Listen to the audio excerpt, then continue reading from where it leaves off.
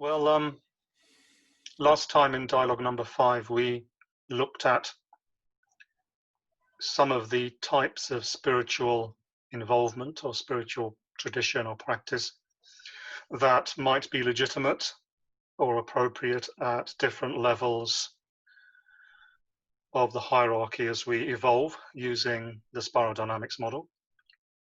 And I think we started off at beige and got as far as yellow. So we could perhaps do a part 2 of that consideration.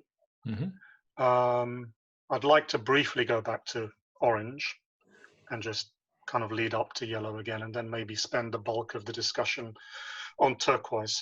Okay. Yeah, great. So going back to orange, I mean, I think this leap from blue to orange is quite momentous and historically and individually significant. And one of the key significant things that happens, I think, as we move from blue to orange is our perception or our perspective changes from being, speaking in religious terms or spiritual terms, from being God-centered to human-centered. We move from traditional religion to a kind of humanism. And I think this very much happened at the Western Renaissance. I think shades of it were there in ancient Greece with Pythagoras, Socrates, Plato, Aristotle, Ptolemy, the ancient Greek philosophers. And it started to occur to some degree in the golden age of Islam, but full blown in the Western Renaissance, I think starting in Florence.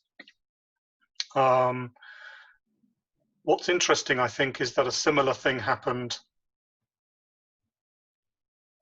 scientifically, astronomically, in that it was always the belief that the sun was the center of the solar system. And there was a shift once people actually began to look through telescopes, which I think a Catholic priest famously said he doesn't need to look through a telescope because the word of God tells him what's the truth. And once astronomers like Copernicus started to look through telescopes, Galileo, they realized that actually the sun wasn't the center of the universe. Sorry, I've got this completely the wrong way around. The original belief was that the Earth was the center of the solar system, and that the planets revolved around the Earth. And once astronomers looked through telescopes, they actually looked at the empirical evidence. There was a shift that actually the Earth is not the center of the solar system, but that the sun is the center of the solar system. So that, in fact, we had a significant shift in what is the center. What do things revolve around? And I think there's a similar shift that takes place in religion or theology or spirituality when we move from blue to orange, which is that the transcendent God or the church or scripture is no longer the center of our world, but in fact the human being becomes the center. What matters is the human being, the human life, us discovering the truth and us making the best of the life that we have here, instead of sacrificing what we have here for something transcendent or something later.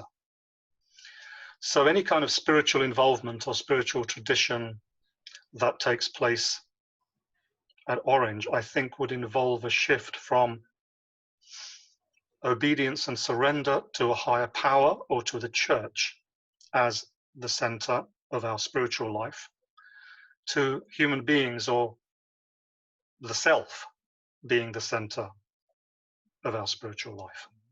And how do you see that as being different to red? Because red is like, you know, in terms of that sentence, the self being the center is very much the kind of egocentric focus of red. And yet the blue order-driven systems have added complexity to red to give us orange, the achiever self. So literally in spiral dynamics terms, the difference between red and orange is blue. Yes. So how does that, like the self being the center, how is that more refined, do you think, in the kind of the spiritual expressions at orange than it was at red? So what is that difference that blue has made? I think that the difference between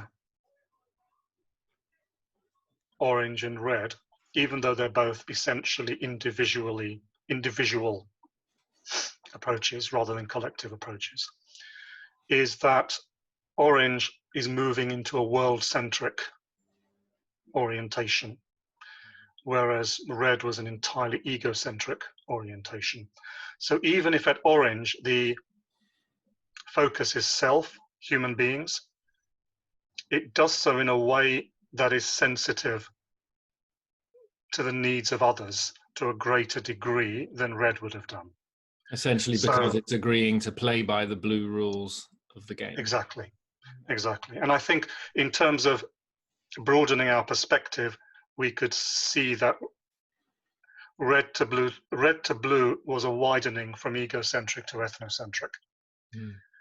And that widening starts to continue at orange, that momentum of including a greater number of people in our circle of care continues in orange, rather than just regresses back to red where it's all about me again.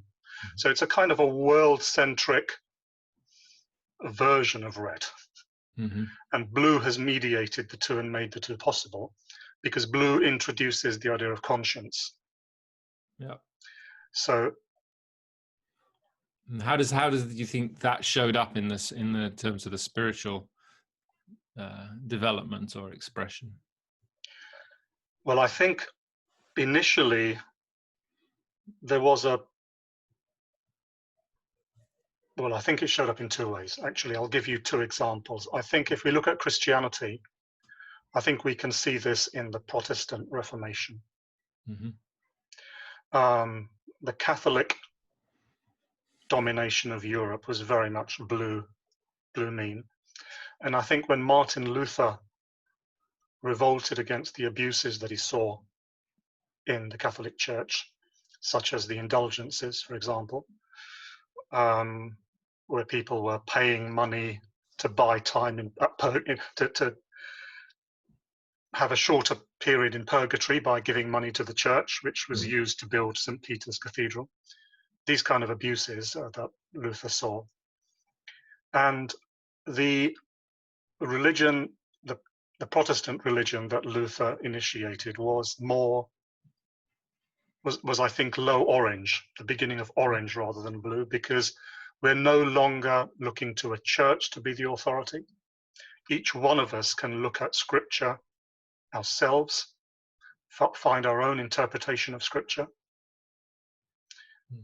Every believer is a priest. We don't need a consecrated priesthood. Was this Martin Luther's position? Yes. And each person, salvation becomes an individual thing. Each individual has to put his faith in God. You don't really need a church. You don't really need priests in the way that the Catholic Church. In the Catholic Church, you have no way to get saved except through the priest and the church and the sacraments. There's no salvation outside of the church. In Lutheranism and later Protestantism, anyone, church or no church, can attain salvation by themselves. It's an individual matter. And to a large extent through their own understanding and interpretation of scripture, because each one of us is qualified to interpret scripture. So I think that's one way that happened. Religion became more, or at least started to move in the direction of being self-directed rather than being authority-directed. And religious individuals had that freedom to question the authority. I think you can find similar movements in other traditions as well, although I think the Protestant Reformation was a particularly notable example. And I think the second way that the shift from blue to orange shows up in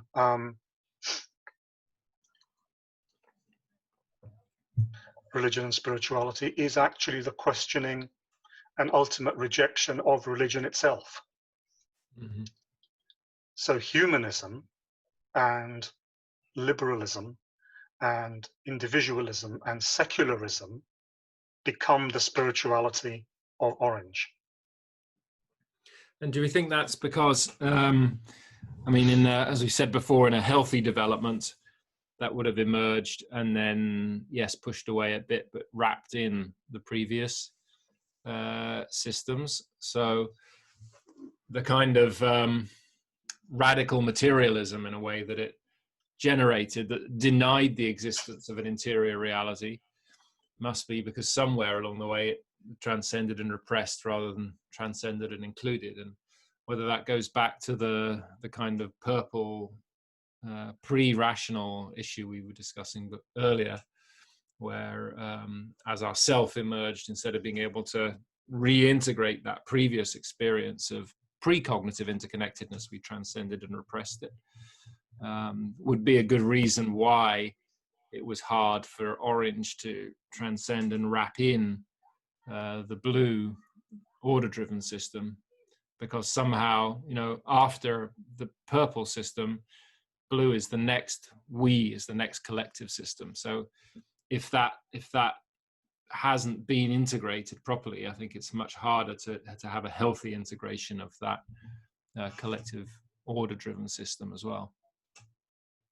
Yeah. Yes, and I think that's true, and I think that's what's happened. Orange started to run away with itself, lose touch with the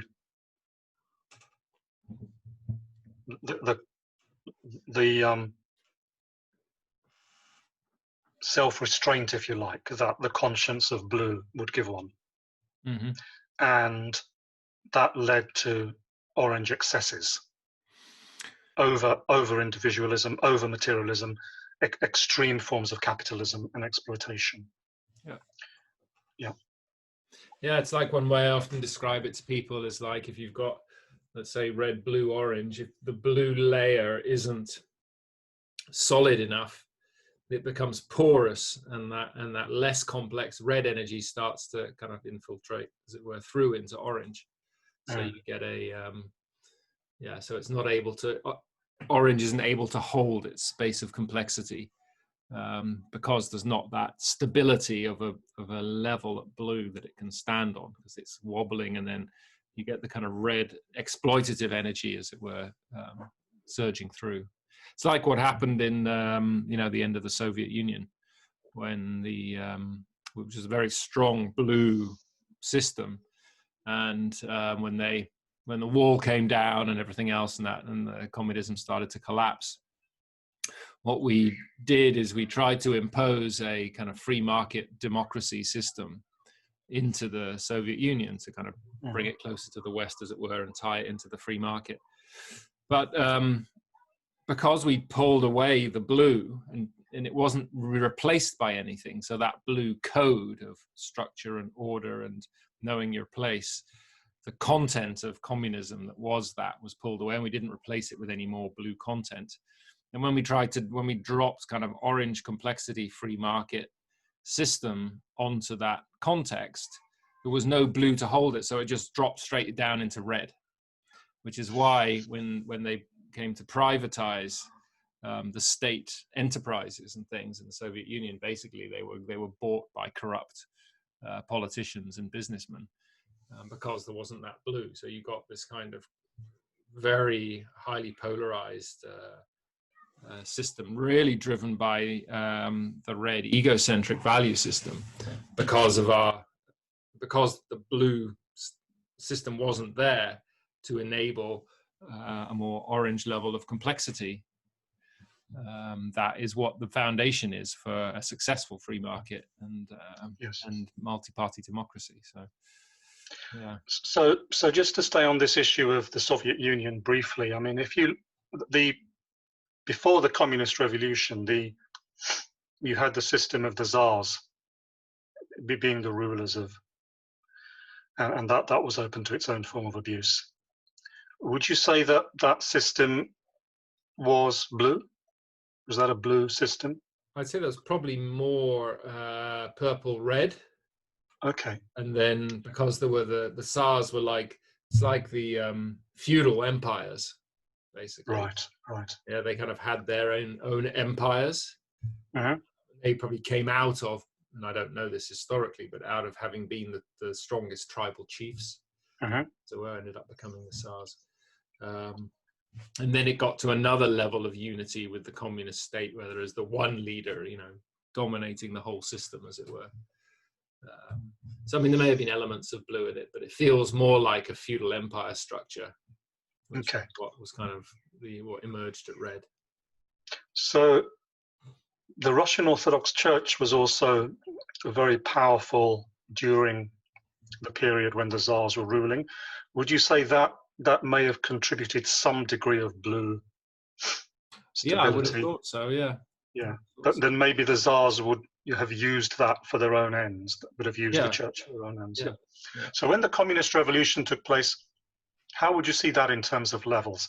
Because that was quite a violent overthrow. The Tsars and their family were killed. The church was destroyed. Hundreds of thousands of believers and monks and priests were killed. Yeah.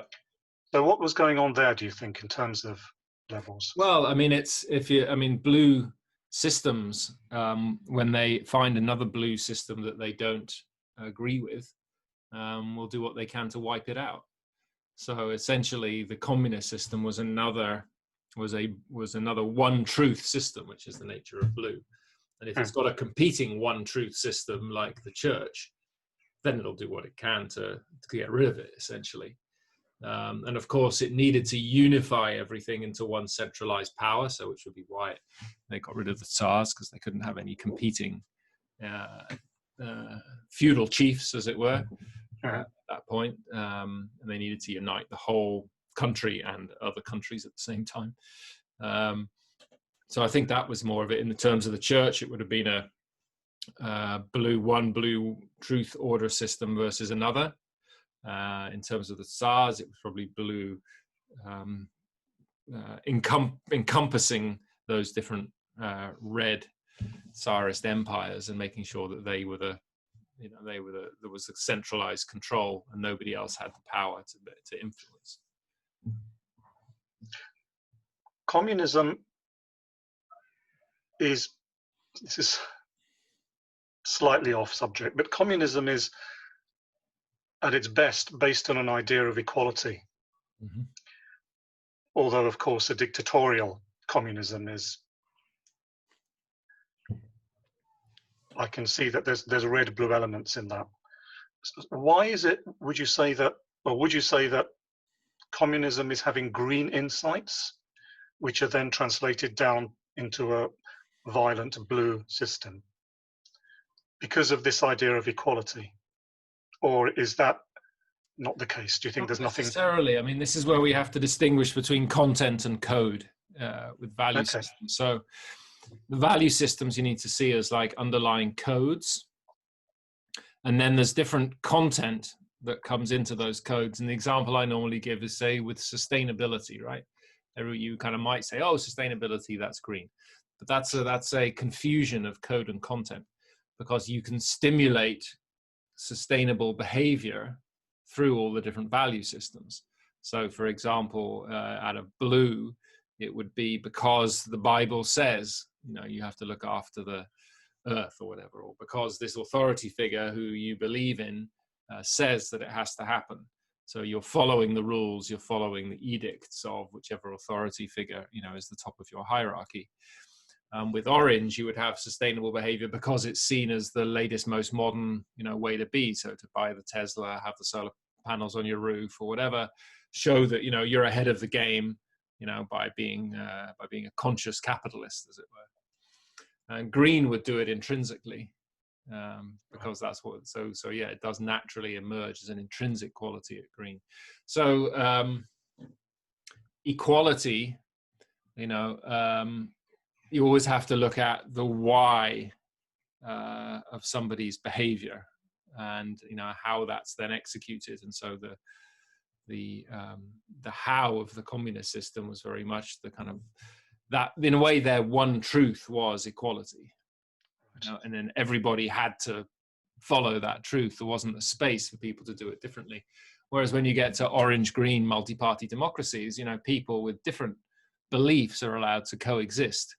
So you can have a communist party or a socialist party who believe more in equality, and you can have a free market kind of liberal party who believe no, that in the meritocracy and everybody, trying to make it on their own, and how do we empower the individuals to become self-made people, as it were, and an acknowledgement. Sorry. No, it's okay. So democratic socialism, for example, would be a better example of green, orange-green, as opposed to a totalitarian communism that we saw in Russia, which would be more red/blue. Okay. Yeah. So when Gorbachev dissolved the Soviet Union and started to put in more free market practices, was that an attempt then to shift from the blue system of communism to an orange? Yeah, I mean, I think what you were seeing was, in terms of like where the Iron Curtain was, in terms of value systems, was on the kind of West European side. You had the orange value system with some green coming up, and in the communist system, you had an enforced blue. But people who lived there were getting news of the orange possibilities, and the nature of individual development is, if you've been overdosed with blue and structure and order, you're ready to move to the next thing, and the next thing was this orange system. So it was kind of unstoppable in a way, or it could only have been stopped by increased repression of people's kind of natural desire to evolve to greater personal freedom and responsibility themselves. Yeah, so certainly that's what he was seeing, and I don't know how conscious or unconscious people were of the need to have that blue order-driven system still in place, but with different, healthier content. But that's kind of in a way where it went wrong, is it was such a rush. You cut off the head of the old order, threw the baby out with the bathwater. So through the kind of underlying code of blue order and discipline and following the rules, went out with communism, whereas actually they're not the same thing. There's the code, and then the content was communism. So you needed to get rid of that, but replace it with something else, like law and order, the state of law and order, and the judicial system, and all of that kind of thing. But that takes time. Before you then throw in a free market context that then just drops into this red value system where it's dog eat dog, essentially. Right. Okay, that makes sense. I mean, what you're calling code and content in my language, I call it's exactly the same thing, but I call it like a deep structure and a surface structure. Yeah. I think that's exactly like the classic iceberg. It's the under the water and above the water. Yes. Or in Ken's, it's the interior, versus the exterior. So you've got a certain behavior and systems and structures. But what's the code at the interior that's motivating them? Right. Okay. Well, that makes sense. Yes. Yeah. And that's a useful distinction to make when we're looking at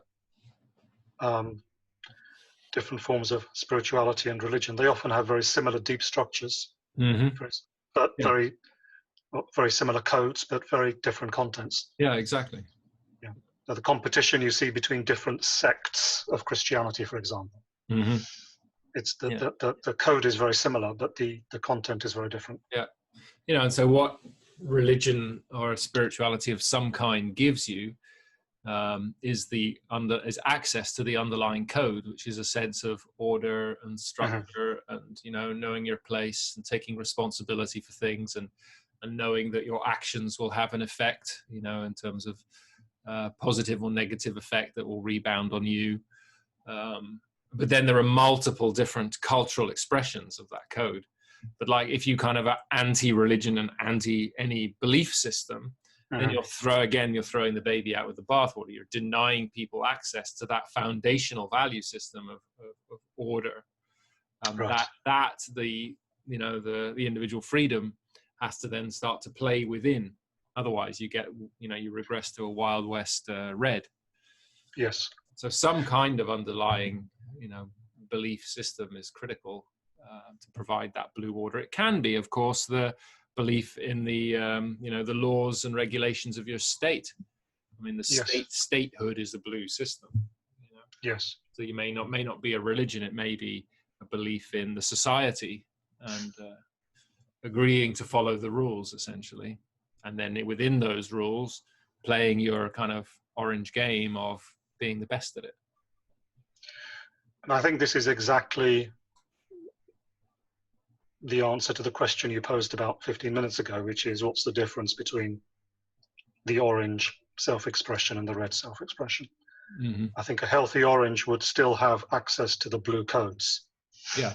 And then I was wondering what that looked like in terms of religious movements, as it were, or spiritual movements. Yeah. Well, I think the spiritual movements would still respect some of the underlying order and structure that religion gives. For example, in terms of religious morality. Yeah. It's not going to just throw the morality out of the window, because then there's a very real danger, like you said, of falling through blue and going back into red self-expression. Yeah. But what it may throw out is the unquestioned obedience to tradition and scripture. Yeah. So we keep what is healthy and essential, and we remove what is less. Yeah, I mean, in a way, the classic is, in certainly, Netherlands, US places, you could say there's almost a spiritual marketplace. There's so many different things you could do, be it following a kind of following yoga class, or doing a martial art of some kind, or a meditation practice, or one teacher or the other teacher. There's a multiplicity of offerings, and that's the kind of classic orange space, as it were, that let the market decide, essentially, what fits best for people, and you're not forced to do anything. Like we say at Ubiquity, we have people have to get 1/3 of their credits they get for self-mastery, and we don't prescribe what practice they develop for themselves, but we do say they have to have some kind of practice, some kind of interior development practice, and then they kind of journal about it and reflect on it, and those kind of things. So yeah, that's, I think, also the big difference, that the red would also look to wipe out any competing kind of gurus, I guess. Red would look right. Yeah, to show that they're the strongest and the best. Yes. Whereas orange would just do its thing and let the others kind of exist side by side. Yes, the orange spiritual mentality could be that, well, let's see what's on offer. Let's have a look at the menu. Yeah. See what's on offer, and then choose what we feel we want to do. It's our own freedom of choice. Yeah. So in a way, if you go to a new age psychic fair and walk around, there's these hundreds of different things on offer, and people choose what they're drawn to. Yeah, what they want to do. And if there's still a good blue has been integrated, then you'll pick something and you'll stick with it, and you'll have an own inner discipline. Right. If that healthy blue hasn't been integrated, you'll just kind of skim across the surface of all these different things. Try a bit of this, try a bit of that, try a bit of that, and never really go deeply into any of them. Yes, that's what the blue brings, is that commitment to discipline. And some kind of longer term practice, as it were, investment. Yeah. Yes. Do you think atheism or the complete rejection of religion and spirituality is itself a spiritual path of a kind? How did you define spirituality last time? You said a sense of something greater than you, right? Yes, I think atheism wouldn't very obviously fit into that definition. No, but it is a one truth again. It's a blue-driven belief system, right? It can be, yes, in its more dogmatic forms, yes. Yeah, because it's not. It says, well, no, there isn't anything. But it may say, and so the blue position would be, no, there isn't anything out there. It's just this. And the orange would be, well, I choose to believe that there isn't anything out there, but you're welcome to have your own perspective. You know. Yeah. Or orange could also be the agnostic position, which is that we have no way of knowing. Yeah. Which is a kind of a weak atheism, what they call a weak atheism. Yeah. I mean, with the huge resurgence of atheist writers in the last couple of decades, Richard Dawkins and Christopher Hitchens and Sam Harris, and do you feel this is I mean, it's a kind of a strong orange rejection of traditional blue religion?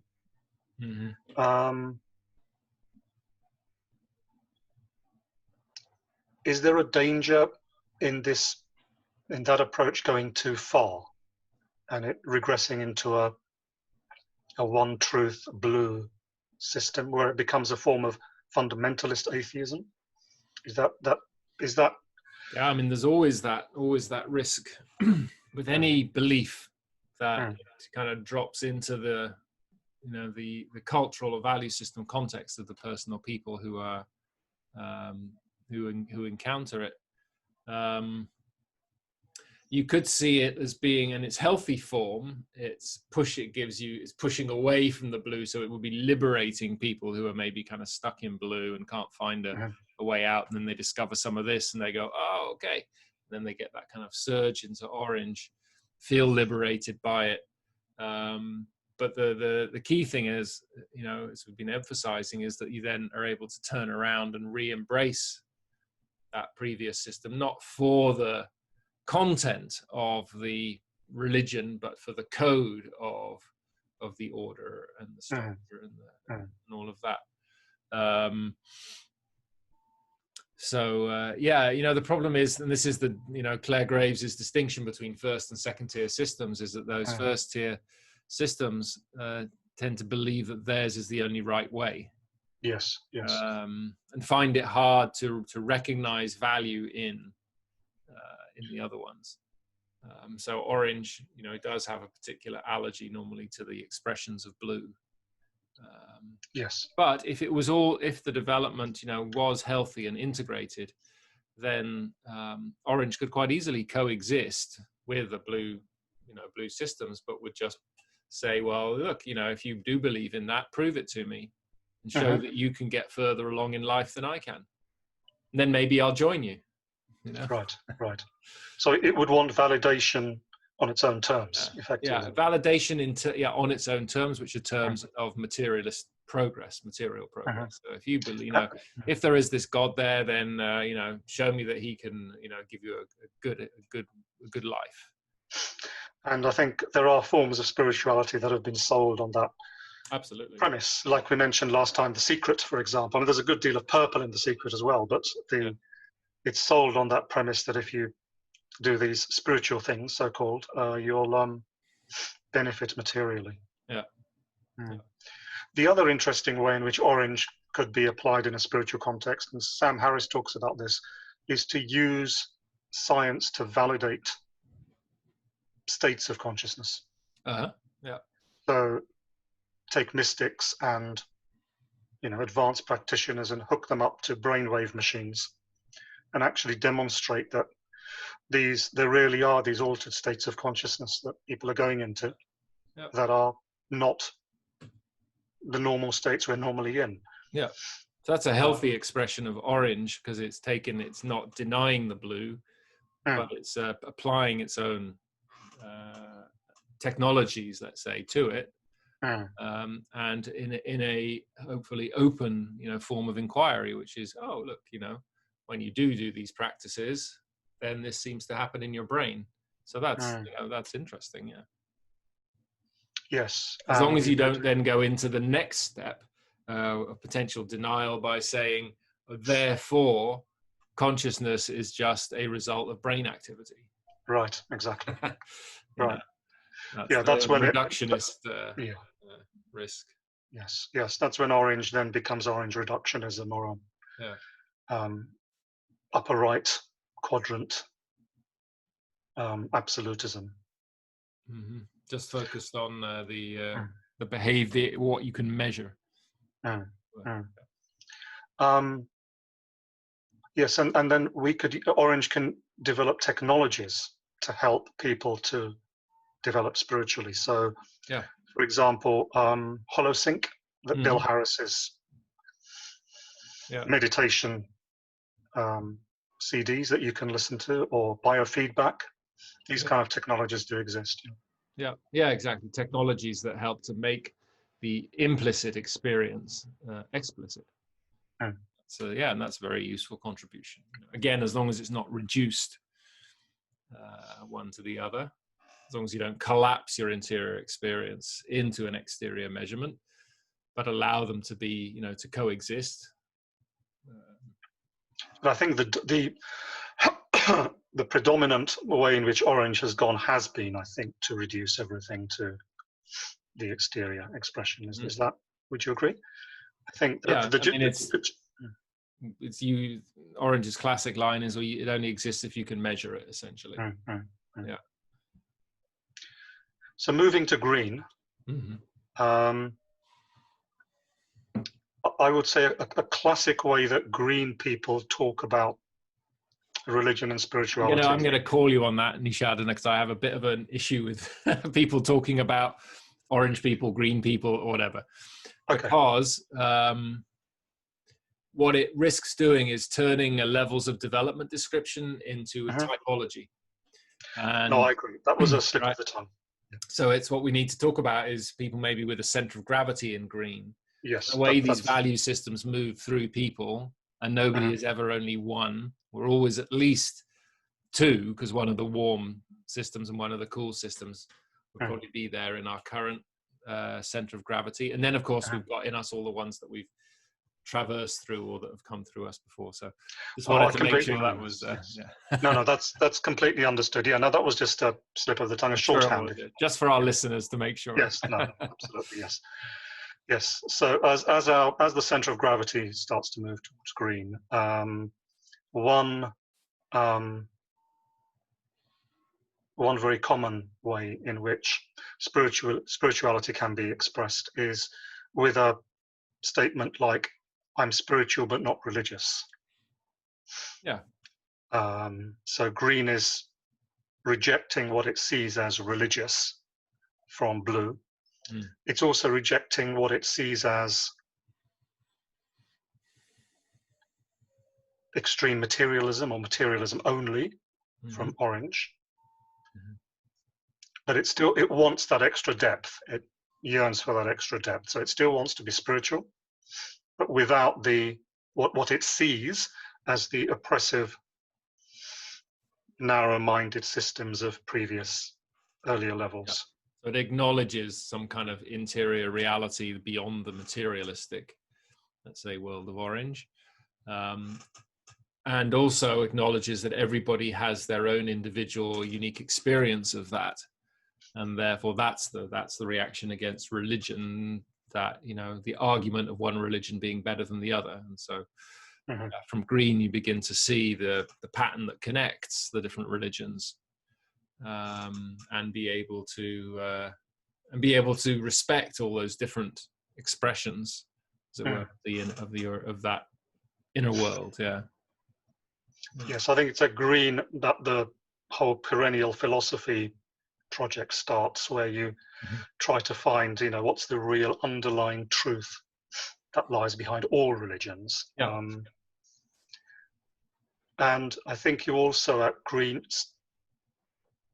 one starts to talk in terms of everybody being able to access the divine within.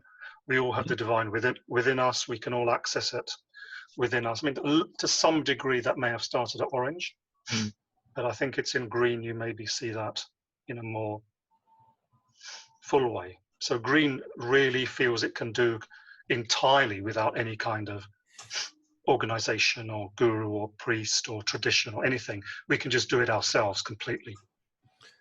Yeah, we can. Yeah, but and I would say if it had successfully re-included blue, it would also and orange, because it would have looked at the research and found that if you do actually pick a discipline and go deep in it, then that takes you further than cherry picking Yes, absolutely. all across the board. But the difference is that it would say that it would acknowledge that everybody has their own path, that you know, yes, that there are all these different disciplines. Yeah. So would you say this lack of single-minded discipline, the lack of wanting to stay on, choosing a path and then just staying on that path for 30 years, these are possible unhealthy expressions that can come at green? Does green have this potential for this more superficial cherry picking of paths? Yeah, if the blue hasn't been properly integrated, that's the thing. And so if, you know, it comes back to this, if we've repressed the purple earlier, then that means that blue can't sit comfortably, you know, on the we side, on the collective side, as it were. And so then you get a very unrooted expression, ungrounded expression of the later systems. And so, yeah, so then kind of orange green float off in this world of the many, as it were, right, and lose themselves in that world, without being grounded and rooted in something, and being able to choose something. This is, you know, a shadow of green is not being able to choose. It's like, oh, because if I choose this, it means I'm excluding that, right? And that things like excluding things. Yes. So, yeah. Yes, I mean, two examples I've experienced of that last point you made is working.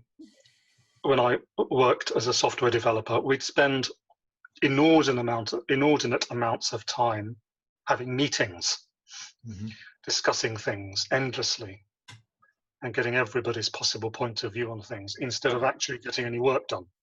Yeah. I mean, it were literally meetings 2 or 3 hours a day out of an 8-hour day.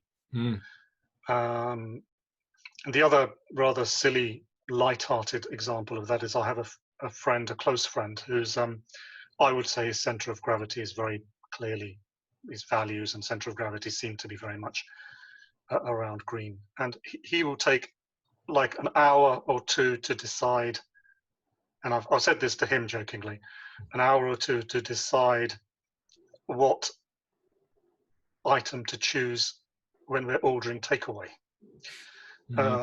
Just to, you know, this indecisiveness, and I think that can be a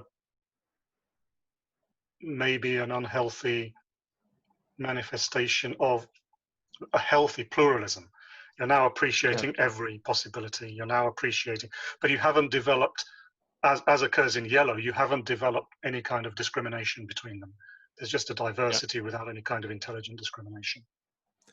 Yeah, and it's more, I think, to do with the fear of excluding something, which is why you don't make the choice. Right, exactly. And therefore, when it comes to people or things, then that person might get hurt, or, you know, then you're losing the diversity by choosing something. Yeah. Yes, absolutely. Yes, yes. Yeah. Moving to yellow. Yeah. Because yellow is interested in integrating. This is the sort of what we call the integral level. It's interested in integrating what's gone before. A spiritual path at yellow may try to integrate at least 3 different things that I can see. Science, it doesn't want to let go of science. So religion, it sees value in religion and spirituality, and personal development. So I think a yellow spirituality will try to develop a spiritual path that encompasses all 3 of these factors. Yeah. Which you can see clearly from earlier levels, particularly blue, orange, and green. Yeah, because you'd be on the science side, you'd be wanting to know, you know, interested in the actual effect it has on you, some kind of practice like that. But all in the context, remember, of your ability to make a positive difference in the world. This is kind of yellow's thing.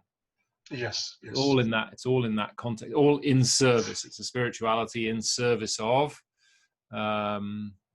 being able to solve all the big challenges and things that we're facing. And certainly that's in a way your personal development is is kind of me on my path, and then the science to back that up, and then there are different possibly religious paths I could follow to help me in my personal development. And again, it's my personal development so that I can be more effective in the world. Yes. So I think we see this, a good example of this is Ken Wilber's integral life practice, where there's different modules, the way they've organized it, different modules that address different aspects of one's total being. Example. Moving to turquoise. Let's thrash out what's the real difference between yellow and turquoise. What actually happens? I know we've talked about this in previous talks in terms of the winding down of the conceptual mind, becoming more sensitive to energy and information. And what's the real shift that takes place between the yellow and turquoise memes, do you think? We're moving to it. We've already done a significant healthy integration, hopefully, in yellow. So now in turquoise. I think, yellow, as I said, is still at some level striving to improve itself because of the desperate need in the world, right? It's like, I have to become a master change agent, and to do that, there are these different practices that I can do because the world needs it. So that, yellow carries an awful amount on its shoulder. It carries the responsibilities of the world on its shoulder. It's kind of, whoa, man, look what's going on. We really need to solve this. And for me to be effective in that, I recognize that I need to get my inner stuff sorted out, take responsibility for that, so that I can, be of greater service. What happens at turquoise is that whole striving falls away. So the practice isn't as much because of a need to be able to be more effective at something. I think it's more because it feels like that is a fuller expression of life, as it were, which is who I am. Right. Or my being. Right. So it's much more natural. It's much more of a kind of, I'd say, implicit. So in the same way that sustainability and, support for the earth and respect for others is implicit at green, some kind of, inner practice is implicit at turquoise. It's just the way things are. So, when you can't deny, or when you completely accept that you have an interior reality and there is an interior reality to everything and everything's interconnected in that way, then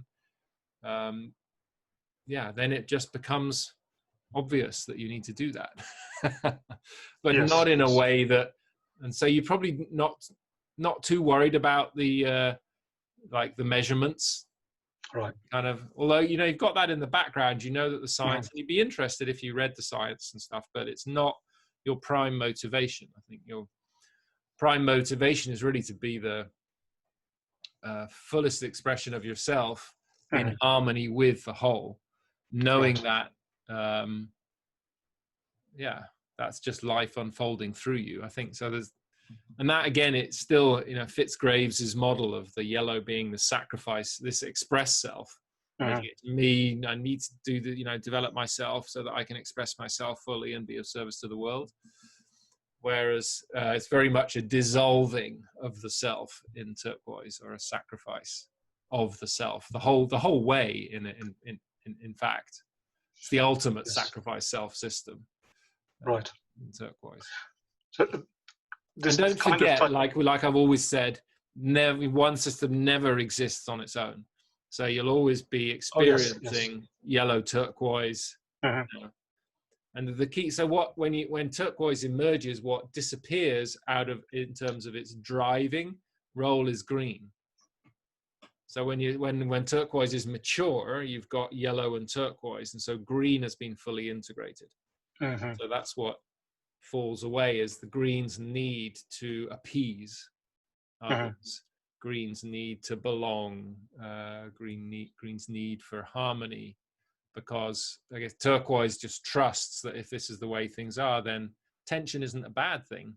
Turquoise, right. In fact, it's a source of creativity. It's a Yeah. source of all creation, ultimately. Yes. When you go from one to many, yin yang, well, that's your first tension, you know. So whereas green would want to immediately resolve the tension. Yes. Yes. Yeah. Also, would you say at turquoise one has more easy and conscious access to the lower levels when they are needed? So there's a kind of a greater degree of conscious mobility. I'd say in yellow, you get that greater degree of conscious mobility. And I think in turquoise, it's more of a subconscious or unconscious mobility. You know, they say you can be unconsciously incompetent, or consciously incompetent, or consciously competent, or transconsciously competent, actually, not unconsciously. Yes. So I think that's what happens with turquoise. You become transconsciously competent in those earlier value systems. In yellow, you become consciously competent. Yes. You're kind of, you know, yeah. Whereas it's much more of natural, I'd say, in a turquoise state. Yes, yes. Does this also touch upon what we were talking about last time, which is the tension between effort and surrender? At yellow, it's more effort-based, whereas at turquoise, it's more surrender-based. We surrender to the life process. We surrender to the whole. Yeah. And even the motive to help the world or save the world or make the world a better place, even that motive starts to become less important. Yes. Yeah. Yes. Yeah. Absolutely. In a way, there's no motive other than just to live from a place of fullness. Yeah, which means for me that there is still deep care and compassion for all of life. And so you also feel the pain of suffering, but it doesn't knock you off your center as well. You feel it, and you suffer with, as it were, at that level.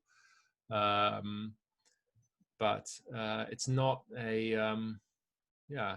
And so you are doing, you know, I think in terms of doing your best, which the words are hard at this level, but in terms of doing your best, it's more about continual practice of presence, really, and not being, you know, thinking about the why of something or feeling that urgency of something, and in that presence, feeling a sense of, you know, joy at everything that is, and a recognition of everything that's there, and at the same time an impulse, following the impulse for the next action. So it's not a passive system. No. You know, it's still very active, but it's active from I guess more of a sense of flow, if you want to use that language. Than a pre-thought. Like yellow would tend to, Don always talks about this helicopter view, you know, tend to try to map it all out and work out what to do, and then go and do it. So whereas there's much less of that cognitive kind of mapping and need in turquoise. And we're trusting the process much more in turquoise. Yeah. Well, could we also say that trusting the process is has a little bit of a green kind of echo to it. So it does, yes. Trust the process. It's not quite that, is it? It's yeah. It's not about trusting it. I think it's just about being with it. Right. I mean, even the need to trust is kind of gone beyond in a way, because you're not thinking things through in that way. You're just embodying. Yeah, and you don't need to trust. That trust doesn't. You don't need to have. It doesn't come into it because you're not hinging on any specific outcome here. No, exactly. Yeah. Also, could we say that at Turquoise, we start to go from world-centric to cosmocentric? Yeah, I'd say so. If we take cosmocentric to mean, you know, dynamics that are beyond just planetary. Mm. So I mean, what I mean by that is saving the human race and improving the human race is no longer the full context of what we're doing, where even that only becomes a part of the whole. Yeah. There's a bigger picture than even the human race. Yeah, I mean, it's life, you know, life as a whole, and there's a celebration of humans as an amazing expression of life, and therefore a regret should they, you know, disappear or suffer. But there's not, and there is, you know, it feels to me, and of course it's always the two systems together. So turquoise, yellow as well. In my experience, is also a sense of, on the one hand, doing all we can to support the survival of this expression of life, because it's such an amazing, you know, life's put so much work into creating humanity, as it were, over time, as a self-conscious expression of itself. And so on the one hand, yeah, a natural commitment to support that. And on the other hand, a lack of attachment to the outcome. And that's yes. Kind of funny polarity about it, yeah. But, yes. Yeah. And Ken Wilber talks about what he calls the centaur at this level as well, which is an integration of body and mind. Yeah. In my experience of this, I've worked with various therapies which work in this domain. So I've done a lot of Rolfing, which works through the body, if you like, but it goes a lot deeper than the body. You start to move into the emotions and the mind. And I've also done a lot of Gestalt therapy, which does it in the opposite direction. You work through the mind, but you become more deeply aware of your emotions and your body. Yeah. So my experience is that an integration of body and mind starts to emerge here. Yeah. I mean, from the evolutionary perspective, it's turquoise integrating beige, and beige is really the body, the primary instincts, right, precognitive reality. So yeah.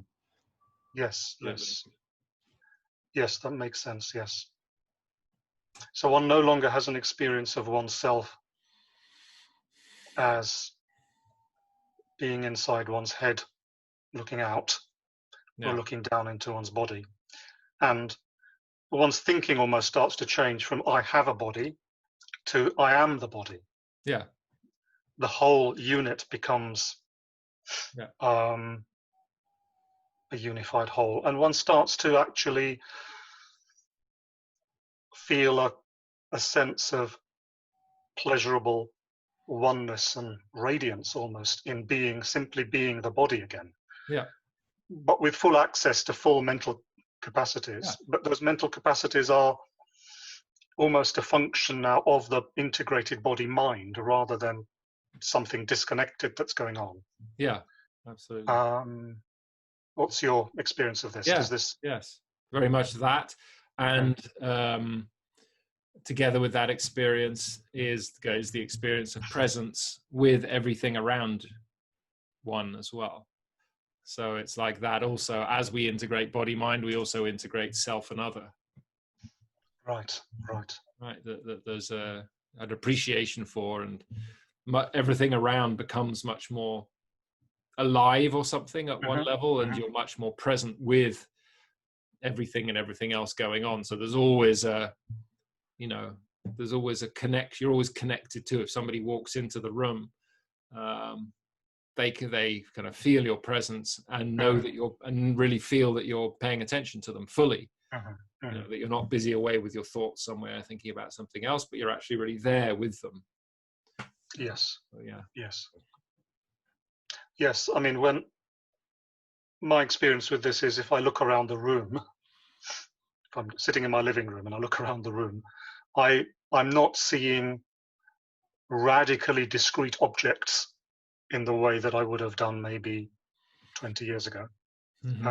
It's more just like a sweep, and I'm part of that. My body is part of that sweep. There's a wholeness at the manifest level, but there's still a wholeness, and things are merging into things, as opposed to everything being discrete. My sense is that you can kind of sharpen or soften the boundaries on things, so you can kind of either choose to zoom in on the identity of something, or you can kind of choose to see it in its context, as it were. Right. Yeah. And that contrast between the soft and the focused, you can feel that as a level of contraction in your body almost when you're doing that. Because you're also defining yourself in relation to the other. So as we look to kind of come in specifically and focus on something, we're also contracting, not in a negative way, our own boundary. And then as we soften it, then we expand as the relationship with the other grows, and its boundaries also start to blur. Yes. The other exercise, I've done a nice exercise with people when we do the energetics training. We go, we do what we call a chakra walk. We go out in nature and then we walk kind of through the different chakras. And when you get to the top one, that's kind of related to turquoise, the experience I often get is that when you're walking along, that actually you're not moving, but the world around you is moving past you or through you. It's like you're on a kind of treadmill, as it were, and the kind of world is moving, rather than you being the one moving through space and time. It's like time and space is moving through you. Right. And that's because your self-contraction has relaxed. So that incessant moving away from reality that we're always doing habitually has started to relax in turquoise.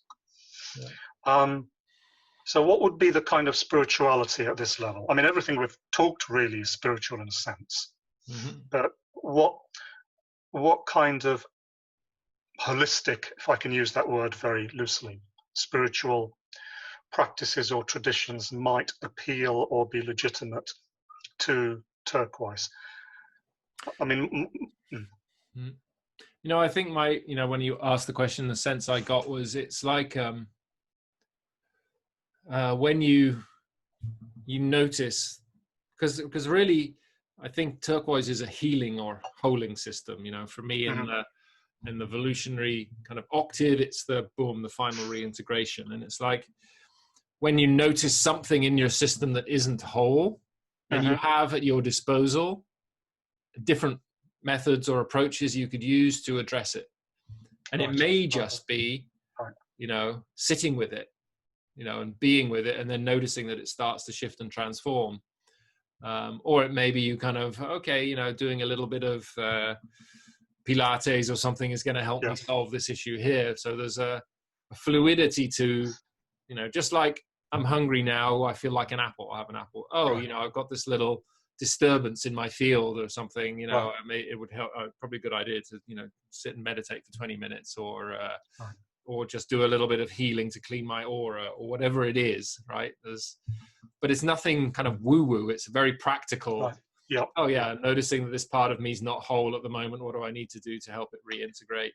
Let's do this, boom, then move on and get your cup of tea or whatever it is. Yes, I mean, that's been my experience almost exactly, because you become much more aware of and sensitive to your own body-mind.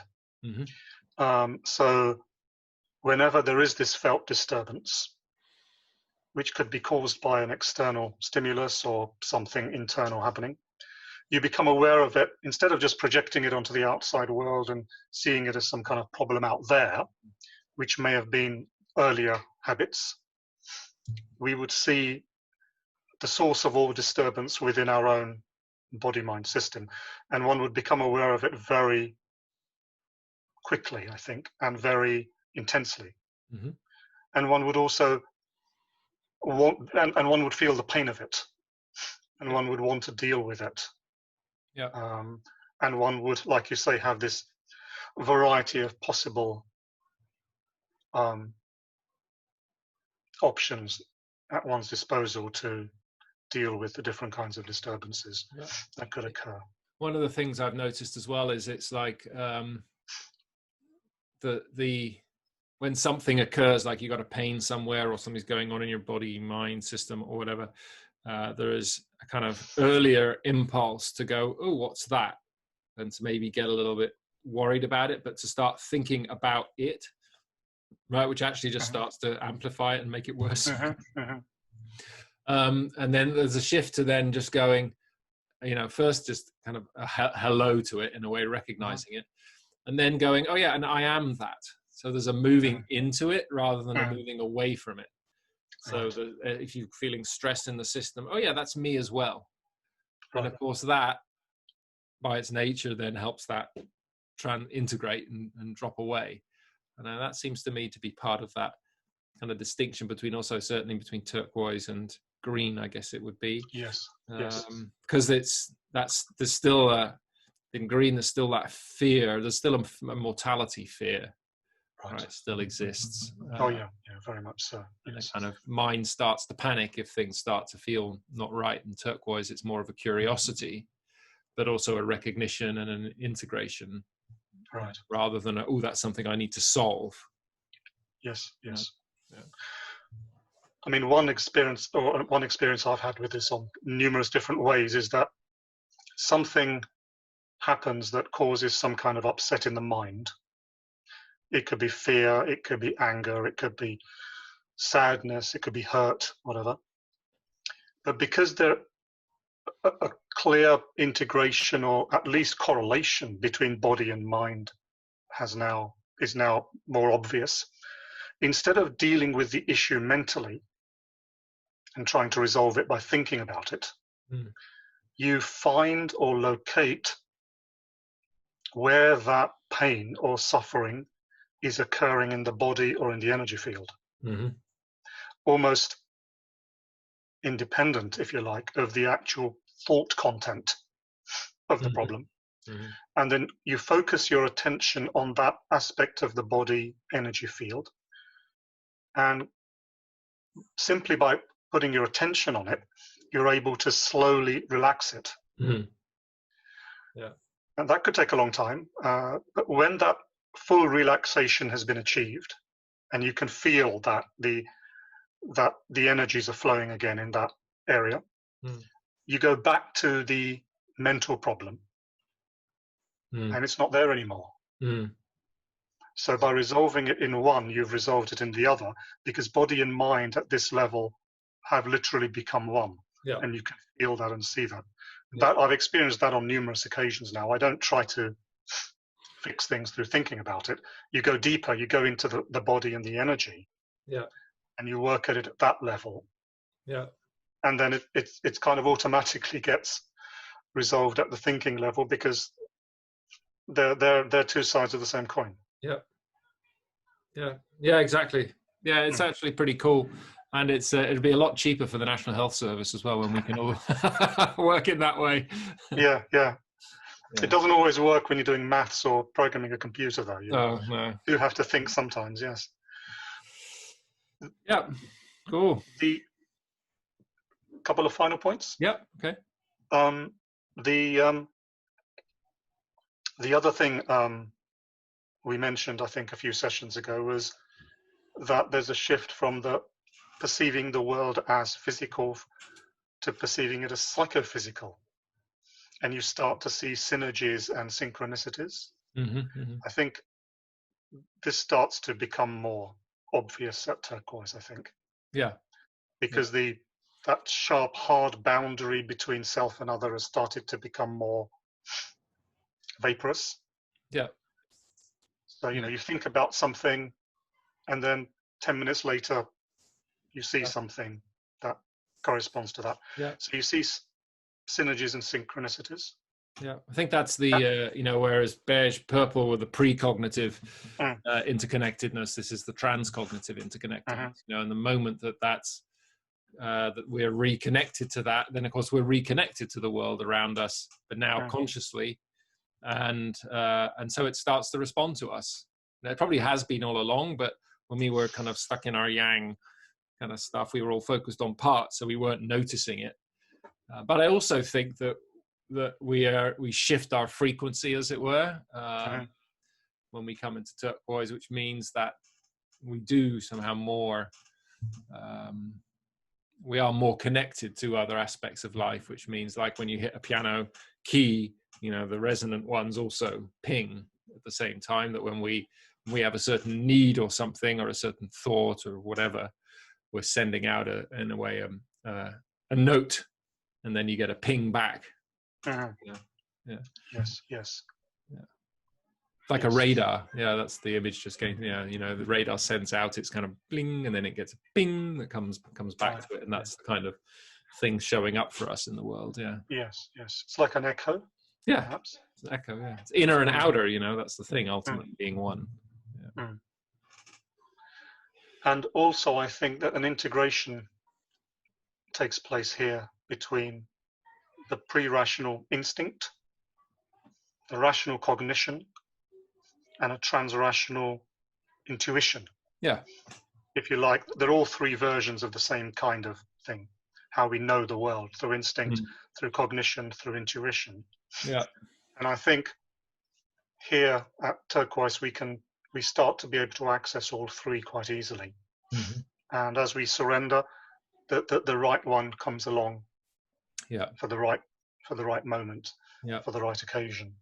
And the nice thing about it is, particularly in the West, where we, you know, transcended and repressed the instinctive, that when you reintegrate that, you really is this feeling of coming back to life. So there's actually a huge amount of energy there. So it's not just this purely transcendent kind of floating around on a cloud thing. No, you actually feel, and people experience you as being a lot more embodied and a lot more alive and a lot more practical.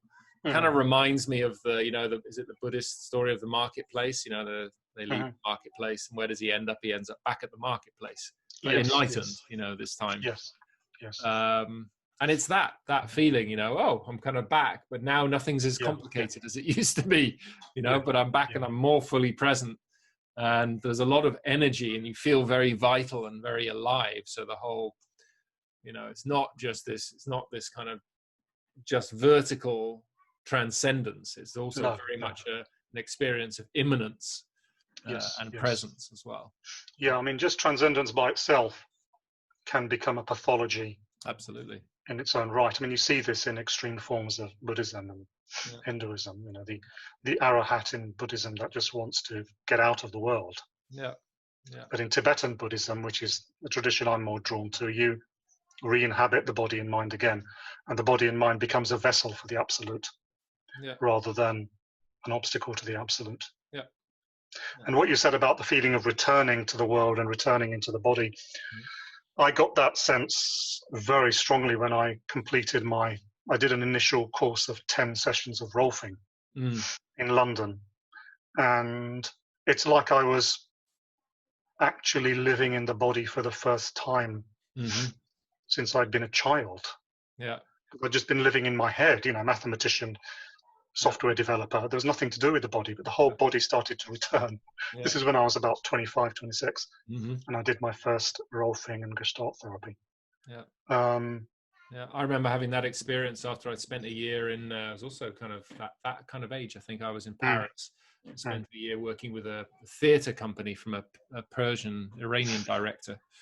And every day, like for 5 hours, we'd be working in the evenings. It was amateur, but on this theatre, and we'd be doing like an hour or two of body-based work, and then improvisation and music and rhythm. And I just remember waking up one day feeling like, what? Like somehow my body feels different. Like I'm in my body again, you know? And it was like, wow. Exactly.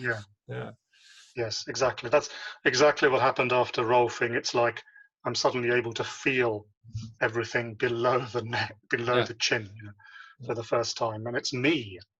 It's not just an instrument that I'm using to get around. I fully inhabit the whole system. Cool. Great. good place to stop for today. Okay, let's stop there for today. Blimey, it's 2:30. Yeah, I know. Oh, wait a minute. Time flies.